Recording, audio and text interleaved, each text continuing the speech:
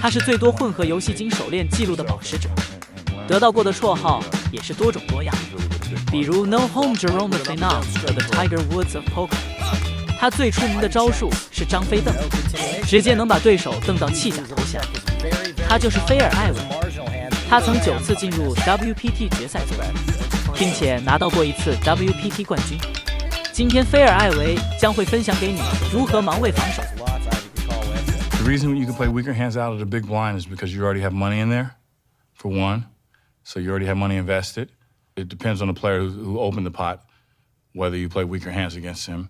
But the main reason is because you have money already invested in the pot. Yeah, you're getting pot odds on your call, but that's just not an excuse to play a weaker hand. That's just not enough reason to play a weaker hand. You have to think about what position your opponent raised in.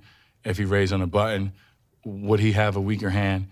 If a tight player raises up front, then your hand needs to be stronger to defend out of the big blind.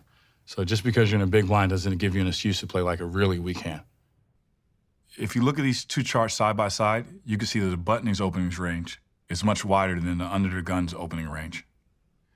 Since the button is opening a weaker range, and we have the pot odds, we can defend more hands, even if we're slightly behind. But if we're defending against the tight under the gun raiser, the pot odds might not be enough to make up for the equity disadvantage. I didn't mean to bet 200, I meant to bet 175. 在扑克世界里，单凭统计数据永远无法决定成功与否。但菲尔艾维一向以冷静的头脑著称，保持着惊人的自制力，这对其他牌手来说同样是一种威胁，进一步增加了他们在比赛中犯错的机会。而菲尔艾维不仅只靠运气，他一直都灵活动脑分析场上的动态。今天菲尔艾维就来教你如何去把握牌桌的动态。Most players have a set of guidelines of what hands are going to open from what position. I think a lot of that is mostly player dependent against the players that I'm playing against. I think what happens is you become too much like a machine when you do that.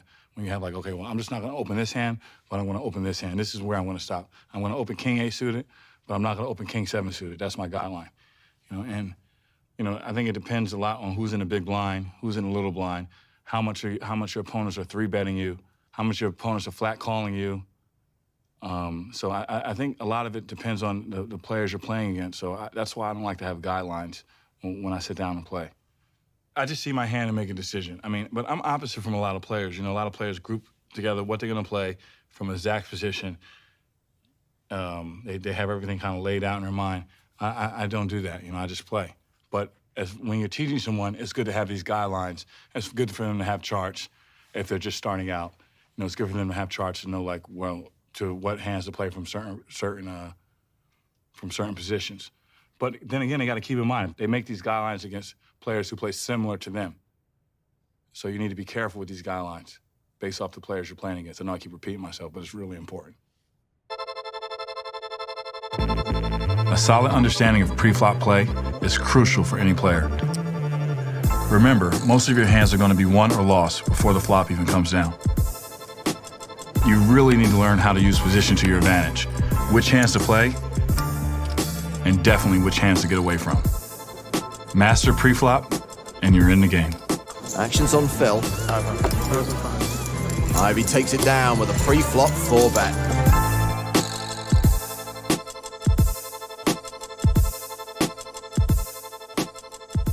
Position in Hold'em is one of the most important aspects of the game because it dictates who has to act first and who gets to act last.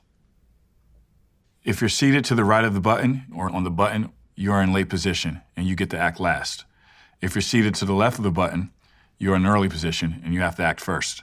Since the game is played in clockwise order, usually the player to your left has position on you, while you have position on the player to your right. The rare exceptions are when you and your opponent is seated on the button or in the blinds. Everything becomes more simplified when you are in position because you gain valuable information by seeing how the opponents in front of you play their hands. If you watch the better players, usually they're acting in position. Okay, so they're 3-betting, they're isolating with position. A lot of times you can have a worse hand, but you can have position, and that will give you the advantage in the pot. And that's because they have to act first.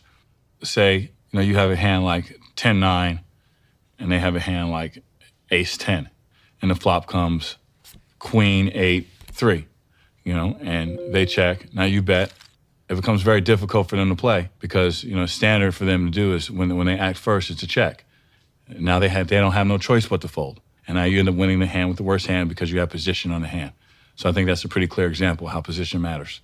Out of position is a lot more trickier than playing in position. It's much more delicate of a situation. So you just need to be a lot more careful. I think you need to have a much stronger hand when you call re-raises out of position. You need to know when to 4-bet if your hand's not as good or if your hand's stronger than them, if you think they're going to continue playing. For example, under the gun in a 9-handed game, I guess I would open ace-queen. I would open 2 8s or above, 2 7s maybe, sometimes depending upon, the players. Usually I like to look around the table and see who looks at their cards first and see if I get some sort of read off of whether they're interested in their hand or not.